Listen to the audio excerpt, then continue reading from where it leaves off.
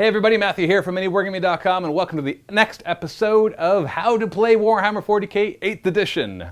This episode is going to be focused on the shooting phase, and it's probably going to be the longest episode that we've done so far because the shooting phase can get pretty complex. I think the only episode that'll probably end up being longer, and I don't know yet because I haven't filmed it yet, is the charge and the fight phase videos where we deal with close combat, because that can get complex as well. But in this video, we're going to talk about the basics of the shooting phase, how you select units, how you select targets, how you fire. We're going to talk about the different types of weapons like rapid fire, assault, heavy, pistol, and grenade.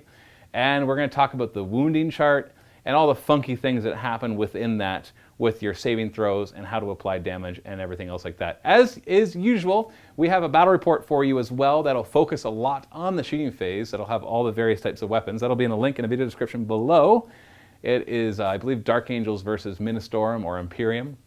So you can go and watch that after you watch this tutorial, so you can get even a better grasp on how all of these rules work and see how they work in real life. And of course, having your own practice will always make things better as well. So make sure you follow along in the rule books. Click the link in the video description below to go and watch this afterwards. And if you know of anybody who would like to learn how to play Warhammer 40k 8th Edition, make sure you refer them to these videos. Just tell them to go to miniwargaming.com/howtoplay40k, and we'll have all the videos listed there as they come out. Let's take a look at the shooting phase. In the shooting phase, you have a sequence where you basically choose a unit to shoot with, you choose its target, you choose the weapons you're going to fire with, and then you fire them. Although firing them includes hitting them, wounding them, they get a chance to make saves, and then you apply the damage and remove models. So there's actually quite a bit to it. But the nice thing is, once you learn how to do all the shooting, a lot of the close combat stuff follows exactly the same rules. So we won't have to repeat everything there that we are learning right here. Now on this table, we are going to do a little demo of the shooting phase. We're going to pretend it's a Space Marine's turn, because we have 3 squads and we have different types of weapons so you can see how they work. We have an Intercessor squad of Primaris Space Marines, and they have all sorts of weapons that they're armed with. They have a bolt rifle, they have a bolt pistol, they have frag grenades, and they have crack grenades. Then we have the Inceptor squad out front. They're the Jump Primaris Marines, and they are armed with 2 of their assault weapons. And then we have the Devastator squad in the back, just 2 guys left, armed with last cannons, which are heavy weapons. And so to do this, we're just going to run through it, and then we'll go back and talk about the various aspects of it. The first thing I do in the shooting sequence is I choose a unit to shoot with. Once I choose that unit, I have to resolve everything from it before I move on to something else. So I can't just choose that unit, have one guy fire, and then move on to another unit, have one guy fire there, and then go back to that unit and have him fire. We have to finish everything. Furthermore, we have to basically declare everything we're going to do with that unit before we roll any dice. So if we want to target multiple targets or use different weapons, we have to mention that before we do anything. So you can't just shoot one weapon, see how it does, before you then decide what you're going to do next. The next thing you do is you choose your target. So we haven't even chosen our weapons yet. But at this point, you're going to be choosing various targets, or you might have all your weapons fire at one target. So in this example, I'll start with the Intercessors because they're nice and straightforward with their bolt rifles, although they do also have bolt pistols, crack grenades, and frag grenades, which we'll talk about in a moment. And I'm just going to have all of them fire at, let's say, these Plague Marines. Now, what are viable targets? Any target that you can see from that model, and we're talking true line of sight. So you got to stick your head down, sometimes like this, and see what you can see. Now in this case we know of course they can see them, but there might be terrain in the way or models in the way. You never count models in your own squad as blocking your own line of sight, but others of your own and your own friendly models might be blocking your line of sight, like a vehicle or very thick squads or a combination of all of that. Furthermore, we have a character back here. He has the character keyword. You can never target a character unless one of 2 things. One, it is either the nearest visible enemy unit. And I don't just mean nearest viable, I mean visible. There might not be any other targets closer than that character that you can shoot at. Maybe these guys are all locked in close combat. You're not allowed to target guys who are in close combat. You still couldn't fire at him because he is still not the closest visible unit. You can also target a character if he has 10 or more wounds. When he starts with 10 or more wounds. So that'll be your larger monsters. They can get picked out from the crowd. So now that we know what our target is, and I could have actually chosen multiple targets. I could say these 2 will fire at this squad and these 3 will fire at this squad. or this one will fire over here, and this one will fire over there, or this one won't fire at all. There's really no restrictions as long as they have range with their weapons and they can see the target that you're doing, and it's not a character unless it's the closest character or it has 10 or more wounds. All these things are very important to do. But once you have that, then you can resolve your shots. In order to do that, you have to look at the weapon profile to tell you how many shots you get to take, and then you look at your ballistic skill to see what you need to roll to hit. In this case, the bolt rifle that I will be firing has a range of 30 inches. So obviously I'm going to be in range because 30 inches would look something like this, which goes way off the camera. Its profile says it is rapid fire 1. That means it gets 1 shot. If it said rapid fire 2, it would get 2 shots, and so on and so forth. However, rapid fire weapons, as we're going to talk about, get to fire twice as many shots if they are in half range. Well, half of 30 inches is 15 inches. So I got to check which of the bolt rifles, if any, are in 15 inches. If some of them are in that and some of them aren't, then the ones that are in it get double shots, and the ones that aren't only get a single shot.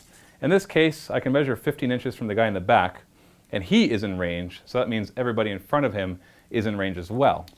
So that 5 shots that I would normally get from firing 5 bolt rifles becomes 10 shots instead. I take 10 dice because I'm firing all the same weapon. If I was firing different types of weapons, I'd want to do this separately, resolving 1 weapon at a time.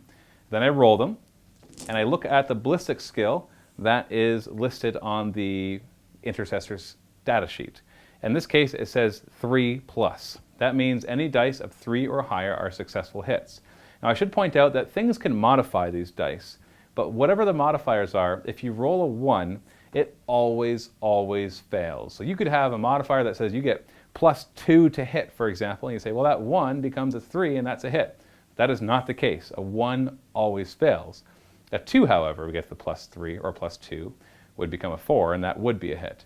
In this case, I'm just going to remove the 3 2s that I rolled there and take the 7 hits that I have and try to wound my enemy. So next up, we have to roll to wound. This is done before we even know which of the models are going to be wounded, and that's okay. What we do here is we look at the strength of the weapon, which is 4, and compare it to the toughness of the enemy, of which case the Plague Marines is 5. Now, if the strength is equal to the toughness, we have to roll 4 or higher in order to wound them. If the strength is greater than the toughness, we have to roll 3 or higher. If the strength is double the toughness, we have to roll 2 or higher. On the opposite end, if the strength is less than the toughness, we have to roll 5 or higher. And if the strength is half of the toughness or lower, we have to roll 6 or higher. No matter how low the strength is compared to the toughness of the enemy, I could have strength 1 and he could have toughness 100, which really doesn't happen. 6s will always wound, and no matter how high my strength is compared to his toughness, 1s will always fail. So I have a strength 4 bolt rifle, he has toughness 5, and there's a chart in the rule book if you forget this. After a while you'll get used to it. You just have to remember that it's double either way, 4+ in the middle, and then you go 5 and 6 for if the toughness is higher or toughness is double, and 3 or 2 when the strength is higher or the strength is double. In this case, I need to roll 5s to wound, strength 4 versus toughness 5. And what we do, so that was actually a pretty good roll. I got 4 dice that are 5 or higher. So we just pull away those that missed, and now we have 4 wounds as well. Next up, the owning player of the Plague Marines gets to allocate the wounds. Now he can allocate them to any model in the unit, even if they are not in range, even if they're not in sight. It does not matter, but it has to be in this unit.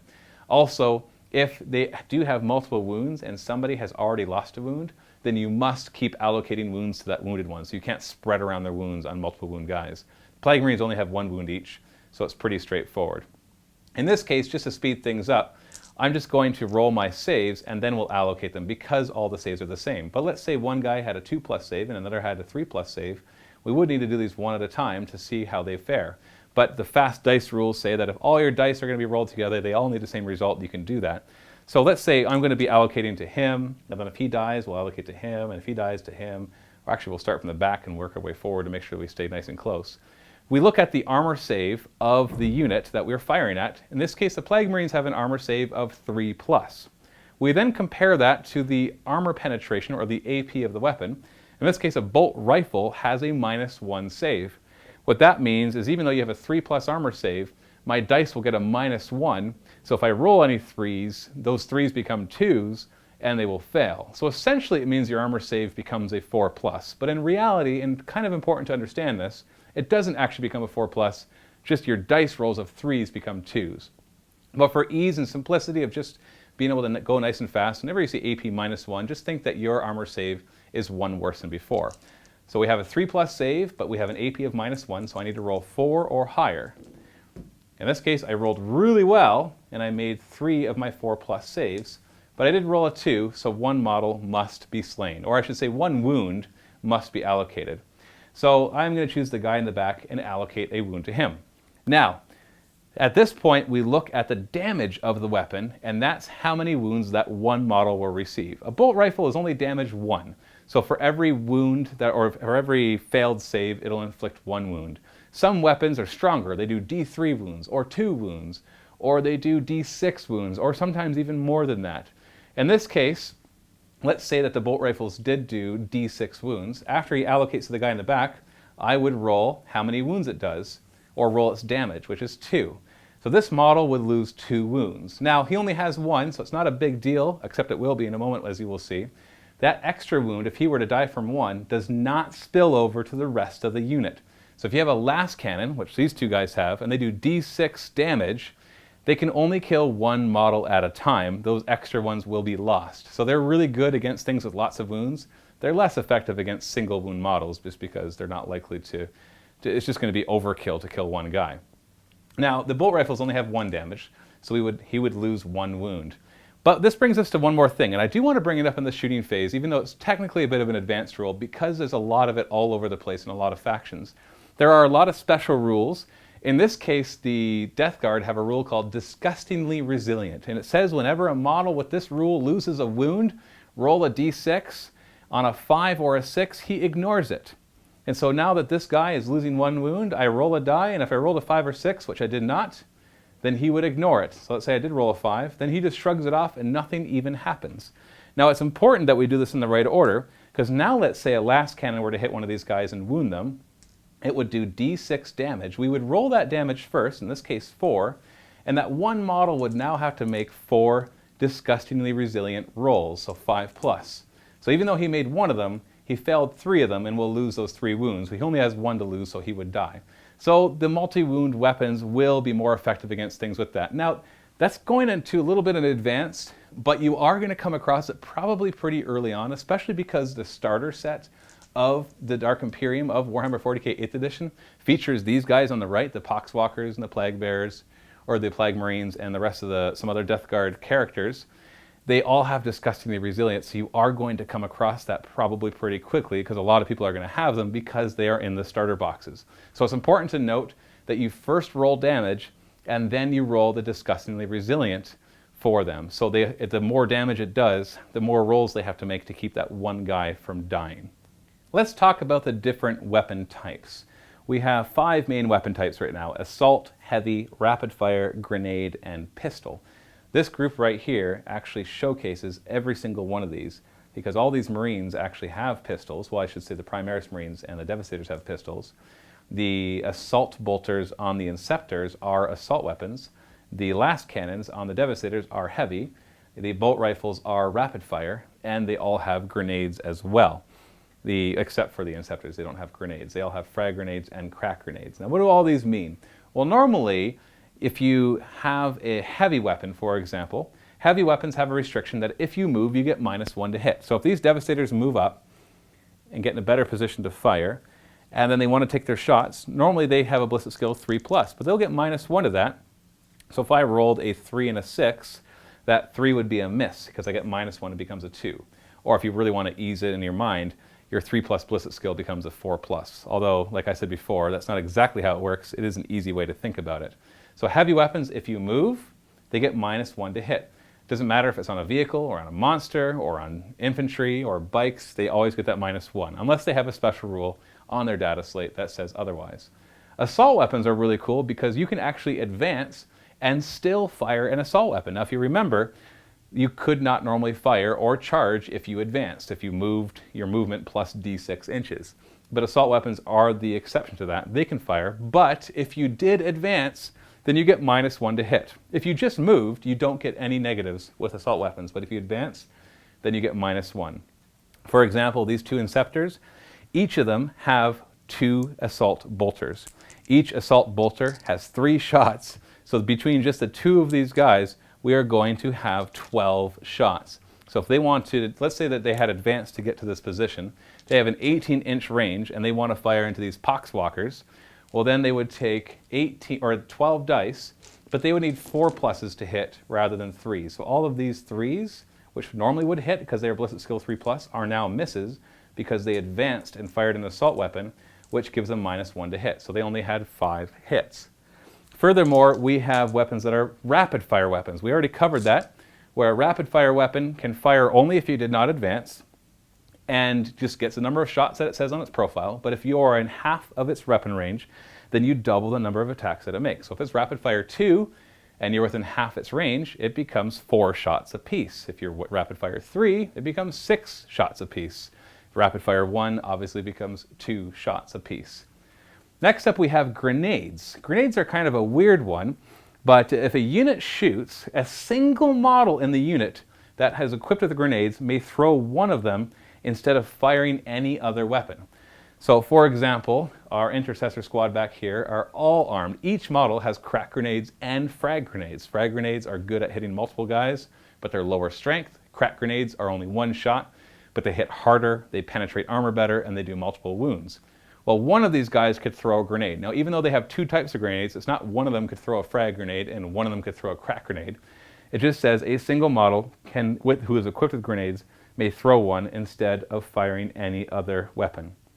So only one guy can use them, even though they all have them.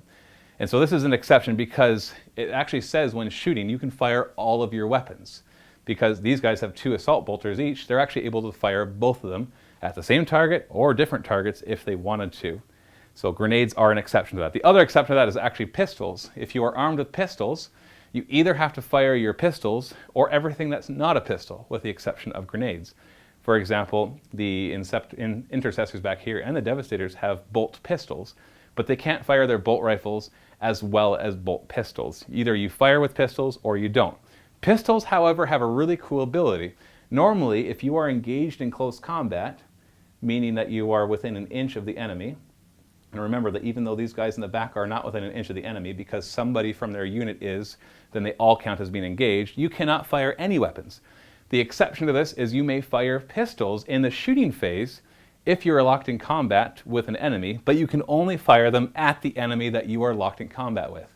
So a unit armed with pistols is really liking close combat because not only do they get to fight in the fight phase, they get to shoot their pistols in the shoot phase. So Space Marines having both bolt rifles or bolters for regular Space Marines and bolt pistols allows them to have that extra utility.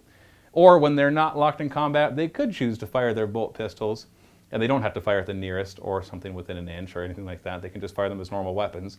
Although if you have a bolt pistol and a better weapon, then there's really no disadvantage to firing the better weapon instead.